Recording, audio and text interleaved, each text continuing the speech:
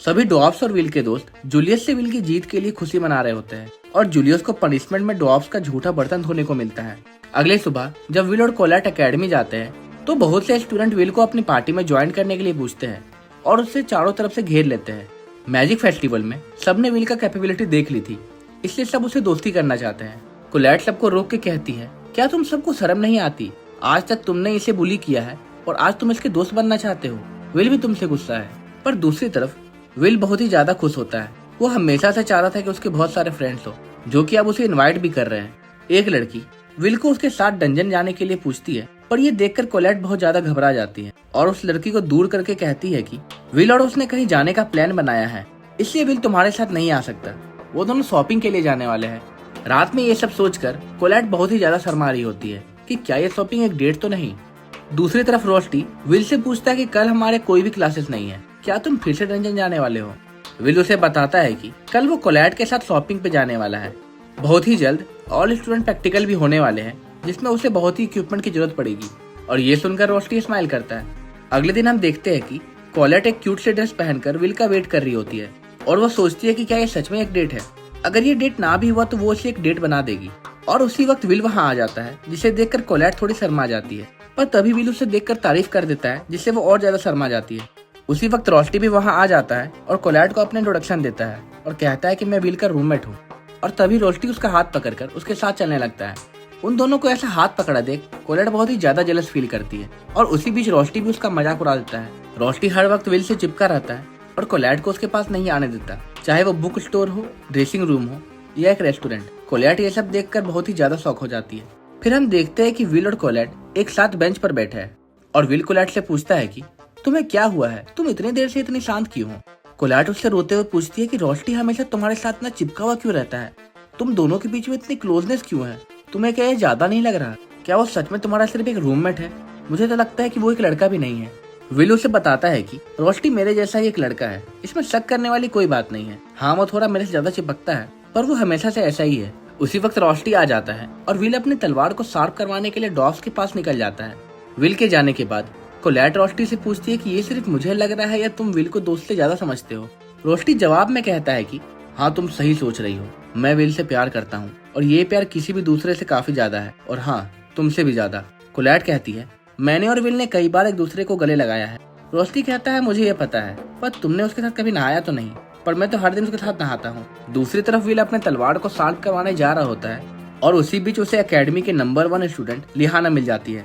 लिहाना will को अपने पीछे आने के लिए कहती है और वो दोनों कॉफी हाउस में चले जाते हैं। विल जैसे ही इस रूम के अंदर जाता है तो देखता है कि वहाँ टॉप 4 प्लेयर्स पहले ही वहाँ बैठे हैं। सियोन और जूलियस उसे देखकर गुस्सा हो जाते हैं और लिहाना से पूछते हैं कि तुमने इसे यहाँ क्यों बुलाया। लिहाना सबको बताती है कि ऑल स्टूडेंट प्रैक्टिकल होने वाले हैं और वो इस साल के बेस्ट मेजेस की एक टीम बनाना चाहती है और विल के पास शायद कुछ ऐसा है जो हम में से किसी के पास नहीं, और ये डंजन में हमारे हेल्प कर सकता है। पर सियोन और जूलियस उसके साथ नहीं जुड़ना चाहते। ये देखकर विग्नेल कहता है कि तुम दोनों इससे हार चुके हो और पता नहीं क्यों तुम्हारा एटीट्यूड इतना ज्यादा है कि तुम इसे कमजोर समझते हो। विल के पास ड्वार्फ्स का स्ट्रेंथ है और मॉन्स्टर जैसी एजिलिटी, जिससे उसने तुम दोनों को हरा दिया। मैं लिहाना के डिसीजन की रिस्पेक्ट करता हूँ क्योंकि उसके पॉइंट मुझसे भी ज्यादा है।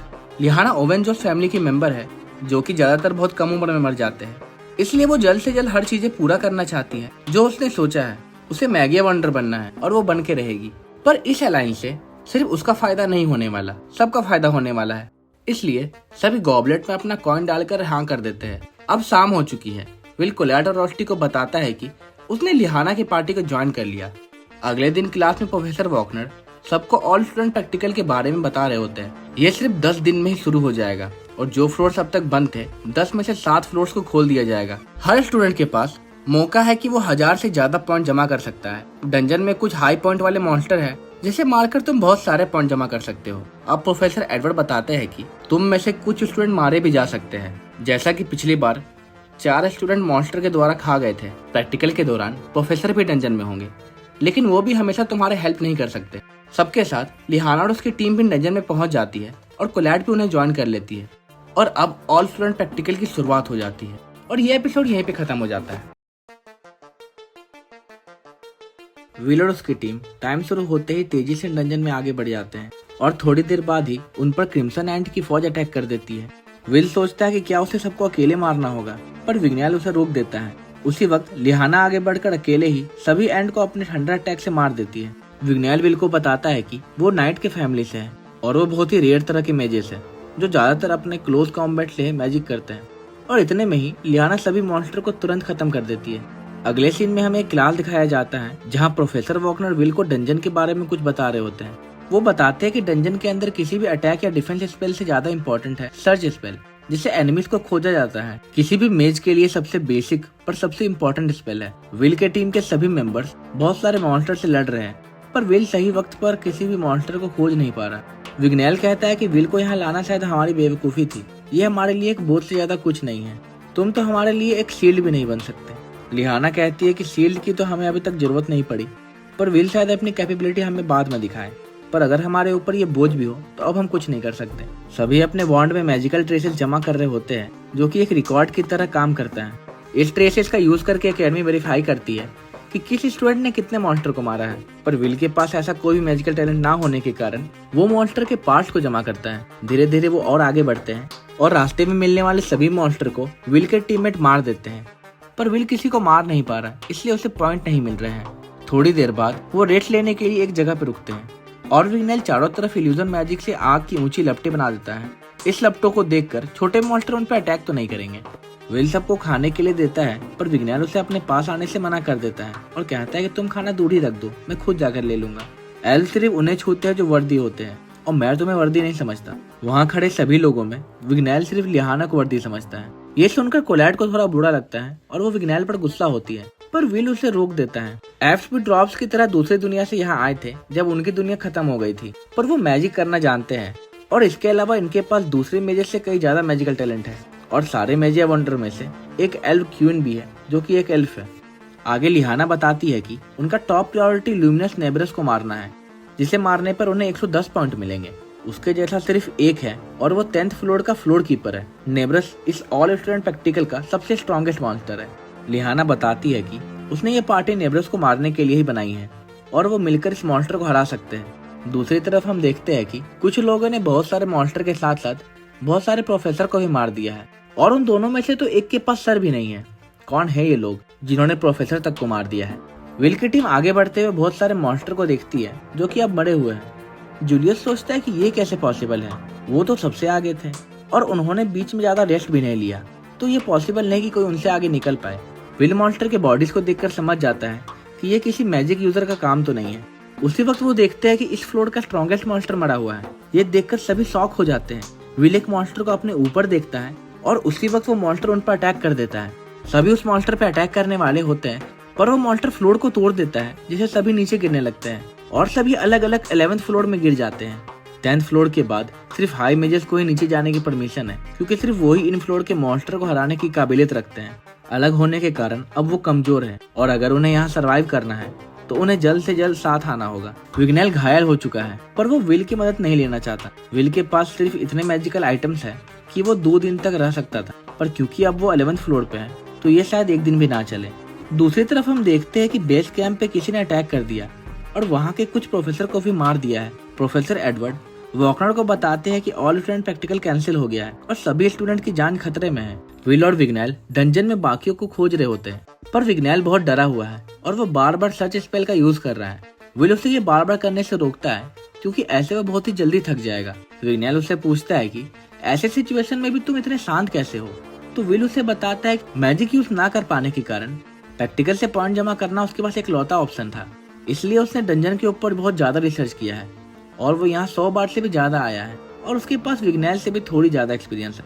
उसी वक्त कुछ मॉन्स्टर उन्हें घेर लेते हैं और उनके बीच में फाइट शुरू हो जाती है। विल को इतनी अच्छी तरह लड़ता देख विग्नेल शॉक हो जाता है और सोचता है कि मैजिक यूज ना कर पाने के बावजूद ये बहुत ही आसानी से उन सबसे लड़ रहा है। उसी वक्त विग्नेल पर एक मॉन्स्टर अटैक करने वाला होता है, पर विग्नेल ये देखकर डर जाता है और चिल्लाने लगता है, पर उसी वक्त विल वहाँ आकर उस मॉन्स्टर को मार देता है और विग्नेल को बचा लेता है और ये एपिसोड यहीं पे खत्म हो जाती है।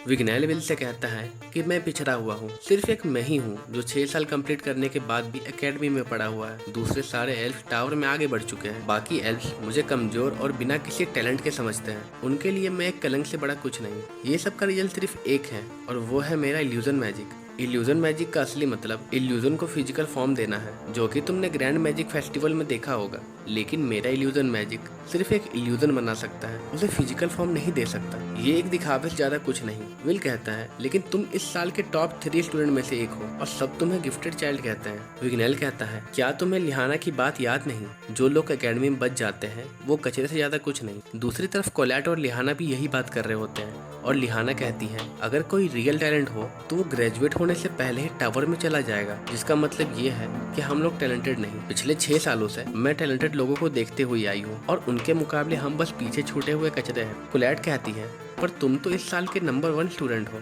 और तुम्हें लोग मिस परफेक्ट कहते हैं। लिहाना उसे बताती है, ये सब बस एकेडमी के अंदर ही है, हम बस छोटी मछली है जो बड़े से तालाब में रहते हैं। मैं बहुत पहले अपने एक साथी को मैजिक वंडर बनते हुए देखी हूँ। वो मेरी तरह ही फर्स्ट ईयर की स्टूडेंट थी और मुझे तभी एहसास हो गया कि मेरे जैसे लोग ट्रू टैलेंट तक नहीं पहुँच सकते। दूसरी तरफ विग्नेल कहता है, मेरी गोद ली हुई सिस्टर पहले इंसान थी जिसने मुझे नीचा दिखाया था। एलनोर और मैं साथ ही पले बड़े हैं। वो मुझसे काफी छोटी थी तो मुझे लगा उसे मेरी सपोर्ट की जरूरत होगी, पर असल में वो एक हाई एल्फ थी और उसका मैजिक काफी स्ट्रॉन्ग था। और जब वो मैजिक वंडर बन गई तब मैं डेली प्रैक्टिस किया ताकि मैं उसके लेवल तक पहुंच सकूं, पर इतने सालों बाद भी मैं कमजोर हूं। विल कहता है, मुझे यह पता चल गया कि मुझे ऐसा क्यों लगा था कि हम दोनों एक जैसे हैं। तुम बहुत कमाल के एल्फ हो विग्नेल, और जब तक तुम स्ट्रॉन्ग नहीं बन जाते मैं तुम्हारे शील्ड बनता रहूंगा और हमेशा तुम्हें बचाता रहूंगा। विल और विग्नेल फिर बहुत सारे मॉन्स्टर से लड़ रहे होते हैं और विग्नेल सोचता है कि विल इतने अलग अलग मॉन्स्टर से बैक टू बैक लड़ रहा है, फिर भी वो थक क्यों नहीं रहा, इतना स्टैमिना उसके अंदर कैसे है।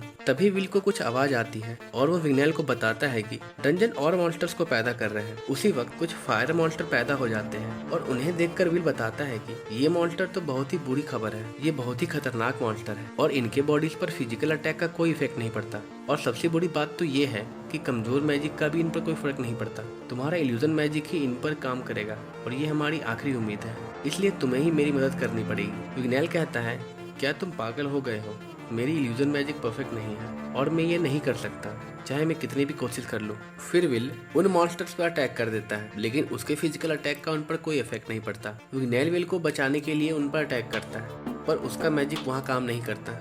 विल हौसला देते हुए उसे कहता है कि तुम ये कर सकते हो विग्नेल, इतनी जल्दी हार मत मानो, तुमने इतने दिनों तक प्रैक्टिस की है और मुझे पता है कि तुम ये कर लोगे। और तभी विग्नेल अपने इल्यूजन मैजिक से उन मॉन्स्टर्स पर हमला कर देता है और इस अटैक से वो मॉन्स्टर हार जाते हैं। फिर विग्नेल विल के सामने झुककर उससे माफी मांगता है और उससे कहता है कि मैंने तुम्हें अपने से नीचा समझा, ये मेरी गलती थी, तुम अच्छे वॉरियर हो और तुम रिस्पेक्ट के लायक हो, मुझे माफ कर दो। कुछ देर बाद विल अपने खून एक मैप पर गिराता है और विग्नेल पूछता है कि तुम ये क्या कर रहे हो। विल उसे बताता है कि ये एक मैप है जो कि खून से एक्टिव होता है और कीकी को सभी के स्मेल से याद है। अब हम सियोन और जूलियस को देखते हैं, जिन्होंने अब तक बहुत सारे मॉन्स्टर्स को मार दिया है। तब वहाँ बहुत सारे एविल सेंटिनल आ जाते हैं। सियोन कहता है, चलो जूलियस, अपने क्लोन्स को बाहर निकालो, मुझे पता है कि तुम उन्हें कंट्रोल तो नहीं कर सकते, पर वो इनका ध्यान तो भटका सकते हैं। जूलियस कहता है, क्या तुम पागल हो गए हो? यहाँ बहुत सारे एविल सेंटिनल है, हम इनके सामने कुछ नहीं कर सकते। सियोन कहता है, मैं यहाँ से नहीं भागने वाला, क्योंकि इनकी वजह से ही मुझे बहुत सारी बेइज्जती झेलने पड़ी थी। और इसी के साथ वो अपने फायर गार्डियन को बुला लेता है। दूसरी तरफ हम प्रोफेसर वॉकनर और एडवर्ड को देखते हैं। प्रोफेसर एडवर्ड पूछते हैं कि स्टूडेंट कैसे हैं और वो कहाँ हैं, और वॉकनर बताता है कि हम लकी थे कि बहुत सारे स्टूडेंट 8th फ्लोर के नीचे नहीं गए, लेकिन सिर्फ एक पार्टी जो कि 10th फ्लोर तक चली गई थी और किसी वजह से वो 11th फ्लोर पर पहुंच गई है। ये वही पार्टी है जिसे लिहाना लीड कर रही है। अब विल और विग्नेल सियोन और जूलियस के पास पहुंच जाते हैं। वहां जाकर वो देखते हैं कि सारे इविल सेंटिनल मारे जा चुके हैं और इन्हें मारने वाला और कोई नहीं, जूलियस और सियोन ही है। दूसरी तरफ हम देखते हैं लिहाना और कोलैट की तरफ कोई आगे बढ़ रहा है। कोलैट को देखकर लगता है कि क्या ये प्रोफेसर ब्रूनो है, पर तभी उनका सर नीचे गिर जाता है। वो ब्रूनो नहीं, हेडलेस है। मार्स और हेडलेस एक दूसरे से बात कर रहे होते हैं कि पता नहीं ये लोग यहाँ कैसे पहुँच गए। उस मॉन्स्टर ड्यूक ने शायद अपना काम अच्छे से नहीं किया। हेडलेस उन दोनों को कहता है कि हम आसमान में बने उस बैरियर को हटाना चाहते हैं और फिर वो उन दोनों पर अटैक कर देता है, पर वहाँ विल उसी वक्त पहुँच जाता है और उन्हें बचा लेता है। सारे टीम मेंबर अब एक जगह आ चुके हैं। हेडलेस उन पर फिर कुछ अटैक करता है, पर विल उन सारे अटैक से उन्हें डिफेंड कर लेता है। मार्स कहता है कि अभी हमारे पास इनसे लड़ने का टाइम नहीं, कुछ लोग आगे बढ़ रहे हैं और हमें उस चीज को लेके यहाँ से निकल जाना चाहिए। और उसी वक्त वो टेलीपोर्टेशन गेट को ओपन कर देते हैं, जिससे ड्यूक मॉन्स्टर वहाँ आ जाता है और ये एपिसोड यहीं पे खत्म हो जाती है। अगर आपको ये वीडियो अच्छा लगा हो तो इस वीडियो को लाइक और इस पर कमेंट करें और हमारे चैनल को सब्सक्राइब करें। हमें बताया जाता है कि टावर पॉइंट सिस्टम के लिए एक फॉर्मूला का यूज किया जाता है, जिसके अकॉर्डिंग मॉन्स्टर का एक पॉइंट मेज के स्ट्रेंथ का 1000 पॉइंट के बराबर है। इसका मतलब ये है कि विल और उसके दोस्त जिस 270 पॉइंट वाले मॉन्स्टर से लड़ रहे हैं, उसके लिए सभी को मिलाकर 2,70,000 पॉइंट से भी ज्यादा चाहिए। और तभी मॉन्स्टर ड्यूक उन सब पर हमला कर देता है, पर वो इस हमले से बच जाते हैं। विल कहता है लिहाना हमें यहाँ से वापस भागना चाहिए, और ये सुनकर सभी एक गुफा की तरफ भागने लगते हैं। पर विग्नेल अपने मैजिक से ड्यूक को रोकने की कोशिश करता है, पर ड्यूक इतना स्ट्रांग है कि वो उसके मैजिक को तोड़ देता है। ड्यूक विग्नेल पे एक अटैक करता है, पर विल आकर उसे बचा लेता है। विल सबको बताता है कि उसने एकेडमी लाइब्रेरी में इसके बारे में पढ़ा है। इसका नाम इविल ग्रैंड ड्यूक है, जो कि 25वें फ्लोर का मॉन्स्टर है। तभी हम देखते हैं बहुत सारे मॉन्स्टर विल और उनके दोस्तों को ढूंढ रहे हैं। वो समझ नहीं पाते कि इतने सारे मॉन्स्टर उन्हें क्यों ढूंढ रहे हैं। विल सबको बताता है कि ये सब ड्यूक का ऑर्डर मान रहे हैं। ड्यूक ने हमें ढूंढने के लिए सबको ऑर्डर दिया होगा। जब भी कोई ताकतवर मॉन्स्टर ऐसे फ्लोर पे आ जाता है, तब वो उस फ्लोर के सभी मॉन्स्टर को काबू में कर लेता है। अगर हम ड्यूक को हरा दे तो बाकी मॉन्स्टर को ऑर्डर देने वाला कोई नहीं होगा, जिसके बाद हम शायद यहाँ से निकल पाए। ड्यूक को हराने के लिए मेरे पास एक प्लान भी है, पर मैं तुम सभी को उस प्लान के लिए फोर्स नहीं कर सकता। जूलियस कहता है तुम सही कह रहे हो, ऐसा कौन ही होगा जो तुम्हारे प्लान पर विश्वास करेगा। तभी विग्नेल कहता है मैं विल पर विश्वास करूंगा, इसने पहले भी अपनी समझदारी और डेडिकेशन से मुझे बचाया है, तो मैं इस बार भी विल पर भरोसा करना चाहूंगा। वो लिहाना से कहता है कि मैंने विल को अपने आप को टच करने दिया है और मैं इसे वर्दी समझता हूँ, इसलिए तुम मेरी बात का विश्वास कर ही सकती हो। जूलियस के अलावा सब विल पर विश्वास करते हैं और लिहाना उसे लीडर बनाकर विल से ऑर्डर मांगती है।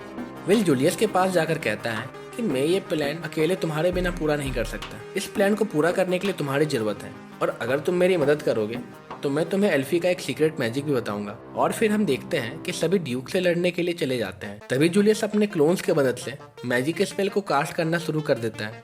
विल ने जूलियस को एक ऐसी ट्रिक बताई है जिससे किसी भी स्पेल के लंबे मंत्रों को बिना रुके पढ़ा जा सकता है। असल में जब तक किसी मैजिक के मंत्रों को पूरा पढ़ा नहीं जाता, तब तक उसे कास्ट करना पॉसिबल नहीं है। अगर तुम एल्फी के क्लोन मैजिक को यूज करके मंत्रों को पढ़ोगे, तो अगर वो क्लोन टूट भी जाए तो तुम उसके आगे से मंत्रों को पढ़कर उस स्पेल को कंप्लीट कर सकते हो। हम देखते हैं कि ड्यूक धीरे धीरे जूलियस के सभी क्लोन्स को तोड़ रहा होता है, और तभी जूलियस ड्यूक के सामने चला जाता है और ड्यूक उस पर हमला करने लगता है। जूलियस को कवर करने के लिए कोलैट, विग्नेल और सियोन मिलकर ड्यूक पर हमला करते हैं, पर इस हमले से भी ड्यूक पर कोई असर नहीं पड़ता। ड्यूक फिर से हमला करने वाला होता है, पर विल उस पर अटैक कर देता है, जिससे उसका ध्यान भटक जाता है। विल सोचता है कि अगर लाइब्रेरी की इन्फॉर्मेशन सही है तो इसके पास लोहे जैसे पंख है और हमारी अटैक का इस पर कोई इफेक्ट नहीं पड़ेगा। हमें बस इसका ध्यान भटकाना होगा कि जूलियस इस पर अपने पावरफुल स्पेल से अटैक कर सके। तभी जूलियस के मंत्र खत्म हो जाते हैं और जूलियस ड्यूक पर हमला कर देता है। इतने पावरफुल हमले के बाद भी ड्यूक पर कुछ ज्यादा असर नहीं पड़ता, उसे सिर्फ कुछ छोटी चोटें ही आती है। अब लिहाना ड्यूक की तरफ बढ़ने लगती है, पर जैसे ही वो उस पर अटैक करने वाली होती है, एक बैरियर उसके सामने आ जाता है, जिससे लिहाना उस पर अटैक नहीं कर पाती। फिर ड्यूक लिहाना पर अटैक कर देता है और उसे बचाने के लिए विल आ जाता है, पर ड्यूक के हमले से एल्फी का दिया हुआ चश्मा टूट जाता है। एल्फी का दिया हुआ चश्मा टूटा देखकर विल शॉक में चला जाता है। ड्यूक जूलियस के अटैक से आजाद हो चुका है, और ये देखकर लिहाना कहती है कि तुम सबको यहाँ से चले जाना चाहिए। मैं ड्यूक को रोकती हूँ। मेरे फैमिली के लोग कम इसलिए जीते हैं क्योंकि हम शील्ड हैं, और हमारे साथियों को बचाने की जिम्मेदारी हमारी होती है। और विग्नेल भी लिहाना को ज्वाइन करके ड्यूक से लड़ने चला जाता है। विल कहता है सियोन प्लीज मुझे मारो, एल्फी के दिया हुआ चश्मा टूट गया है और मुझे बहुत ही डर लग रहा है। मैं उस चश्मे के बिना कुछ नहीं कर सकता, मैं यूजलेस हूँ और मैं कांप रहा हूँ। तभी सियोन विल को पकड़ के कहता है ये सब तुम्हारी गलती है, तुमने ही हमें उम्मीद दी थी और तुम्हारे वजह से ही लिहाना और विग्नेल मारे जाएंगे। इसी के साथ वो विल को जोर जोर से मारने लगता है। फिर विल सियोन के मुक्के को रोककर कहता है कि थैंक यू सियोन, अब मैं कांपना बंद कर चुका हूँ। सियोन समझ नहीं पाता कि विल क्या कहना चाहता है, क्या इसे डर नहीं लगता। तभी कोलैट कहती है वो डरा हुआ है और वो हमेशा ही डरता रहता है। तुमने शायद कभी भी तलवार को नहीं पकड़ा, इसलिए तुम्हें पता नहीं है। वॉन्ड को पकड़कर दूर से स्पेल को कास्ट करना और तलवार को पकड़कर बड़े से बड़े अपोनेंट पर हमला करना दोनों अलग बात है। विल एक डरपोक है क्योंकि वो किसी को भी ऐसे छोड़कर भाग नहीं पाता, पर इसी को लोग हिम्मत कहते हैं। विल ड्यूक को देखकर सोचता है कि इसका डिफेंस बहुत ही स्ट्रांग है और अगर हमें इसे रोकना है तो हमें पहले इसके पंख काटने होंगे। तभी कोलैट के दिए हुए तलवार से विल ड्यूक के एक पंख को काट देता है। तभी सियोन भी उस पर एक पावरफुल अटैक कर देता है, पर इतने सारे अटैक के बाद भी ड्यूक का ज्यादा कुछ नहीं बिगड़ा। ना ही उसे एक वॉन्ड हरा पा रही है और ना ही एक स्वॉर्ड। तभी रोस्टी वहां आकर विल की तरफ एक क्रिस्टल फेंकता है और कहता है याद करो विल, वॉन्ड एंड स्वॉर्ड। तभी विल को कुछ याद आता है कि दो औरत आपस में बात कर रही होती हैं और कहती है, मुझे पता है कि इस दुनिया में वॉन्ड और स्वॉर्ड एक साथ जरूर आएंगे। तभी विल को एक आइडिया आता है और वो अपने स्वॉर्ड की तरफ बढ़ते हुए सियोन से कहता है, इसे हराने के लिए हमें वॉन्ड और स्वॉर्ड को साथ जोड़ना होगा। तभी सियोन विल की तरफ एक स्पेल करता है और विल अपने तलवार से उस मैजिक को सोख लेता है। ये देखकर सभी हैरान हो जाते हैं कि ये विल ने कैसे किया। और तभी विल उस तलवार के साथ अपनी पूरी ताकत से ड्यूक पर हमला करता है और उसे 2 हिस्सों में काट देता है। और ये एपिसोड यहीं पे खत्म हो जाती है। अगर आपको ये एपिसोड अच्छा लगा हो तो इस वीडियो को लाइक और कमेंट करें। ड्यूक को मारने के बाद सभी को लगता है कि अब खतरा खत्म हो चुका है, पर तभी वहाँ ढेर सारे मॉन्स्टर आकर उन पर अटैक कर देते हैं। ये सारे मॉन्स्टर ड्यूक की चीख सुनकर वहाँ आ गए, पर किसी के पास भी इतनी ताकत नहीं बची है कि वो उन मॉन्स्टर से लड़ सके। प्रोफेसर वॉकनर और एडवर्ड उनसे लड़ सकते हैं, पर वो बहुत ही दूर है। तभी एक मॉन्स्टर जूलियस को मारने वाला होता है, पर उसी वक्त वहाँ एक जादूगर आकर अपने एक ही स्पेल से सारे मॉन्स्टर को मार देता है। ये जादूगर कोई और नहीं, मैजिया वंडर्स के किंग एरॉन है। विल उन्हें देखकर सोचता है, ये तो सबसे स्ट्रॉन्गेस्ट जादूगर हैं, ये यहाँ क्या कर रहे हैं। किंग को देखकर सारे जादूगर उनके सामने झुक गए, क्योंकि सभी उनकी रिस्पेक्ट करते हैं। तभी किंग के साथ खड़ा एक लड़का विल के पास आ जाता है और कहता है कि मैं बहुत ही ज्यादा सरप्राइज हूँ कि स्वॉर्ड अभी भी जिंदा है। वो लड़का विल से उसका नाम पूछता है और अपना नाम फिन बताता है, और फिर वो दोनों हाथ मिलाते हैं। दूसरी तरफ मार्स हेडलेस से कहता है कि अच्छा हुआ हम जल्दी वहाँ से निकल गए, अगर हम ऐसा ना करते तो अब तक हम पकड़े जाते। हेडलेस कहता है, हमने तो अपने मिशन को कंप्लीट कर लिया है, चलो अब पार्टी करते हैं। अब हम देखते हैं ऑल स्टूडेंट प्रैक्टिकल को रोक दिया गया है और इस एकेडमी के 11 प्रोफेसर मारे गए हैं और उन दोनों जादूगर पर वारंट निकाल दिया गया है, जिनकी वजह से ये हुआ है। विल और उसके दोस्त हॉस्पिटल में आराम कर रहे होते हैं। उन्हें अब तक समझ नहीं आया कि वो दोनों कौन थे जो इतने पागल थे कि उन्होंने प्रोफेसर को मार दिया। लिहाना सबको कहती है, हम लोग इतने खतरनाक अपोनेंट का सामना करके भी सही सलामत है। मैंने ये टीम इसलिए बनाई थी ताकि टावर को पता चले कि हम कितने स्ट्रॉन्ग हैं, और ये सच में बहुत ही ज्यादा अच्छी टीम है। इसलिए मैं तुम सबका इस टीम में आने के लिए शुक्रिया अदा करती हूँ। तभी सब विल से पूछते हैं कि वो किस तरह की पावर थी जिससे तुमने यूज करके उस मॉन्स्टर ड्यूक को मारा था। अगर तुम्हारे पास सच में ऐसी पावर थी तो तुमने हमें पहले क्यों नहीं बताया। विल जवाब देता है, मुझे भी नहीं पता कि वो किस तरह की पावर थी। उस टाइम जब वो चीज हुई मेरा दिमाग पूरी तरह ब्लैंक हो गया था। इसका आंसर शायद प्रोफेसर ही दे सकते हैं। वो कहता है कि क्या किसी को पता है कि किंग के साथ वो छोटा लड़का कौन था। तभी लिहाना बताती है कि शायद वो फिन ट्राइब से होगा। ये ट्राइब मैजिक यूज नहीं कर सकते, पर उनके पास डंजन की बहुत ज्यादा नॉलेज है, और जब से मेज क्वीन आई है उन्होंने टावर के साथ हाथ मिला लिया है कि वो डंजन में गाइड का काम करेंगे। लोग कहते हैं कि उनके बिना डंजन की गहराइयों में जाना पॉसिबल नहीं है। फिर हम देखते हैं कि विल अपनी तलवार के साथ ट्रेनिंग कर रहा होता है, और ये देखकर सियोन उससे फाइट के लिए चैलेंज कर देता है। शुरुआत में तो विल उसे मना करता है, पर सियोन उसे फिर याद दिलाता है कि ग्रैंड मैजिक फेस्टिवल के टाइम विल ने वादा किया था कि अगली बार हम लोग फाइट करेंगे, और ये सुनकर विल उसका चैलेंज एक्सेप्ट कर लेता है। दोनों के बीच लड़ाई शुरू हो जाती है और विल सियोन के अटैक से बचने के लिए यहाँ वहाँ भागने लगता है। तभी प्रोफेसर एडवर्ड और वॉकनर वहाँ आ जाते हैं और उन्हें देखकर सभी वहाँ से भाग जाते हैं। 2 महीने बाद सभी क्लासरूम में बैठे होते हैं। ये विल और उसके दोस्तों का आखिरी साल था और अभी होने वाला एग्जाम एकेडमी का आखिरी एग्जाम है। विल सोचता है, मैं जो कर सकता था मैंने वो किया है, और शायद मैं एल्फी से अब मिल पाऊंगा। और इसी के साथ विक्टोरिया वॉन्ड एंड स्वॉर्ड का सीजन 1 अब कंप्लीट हो जाता है।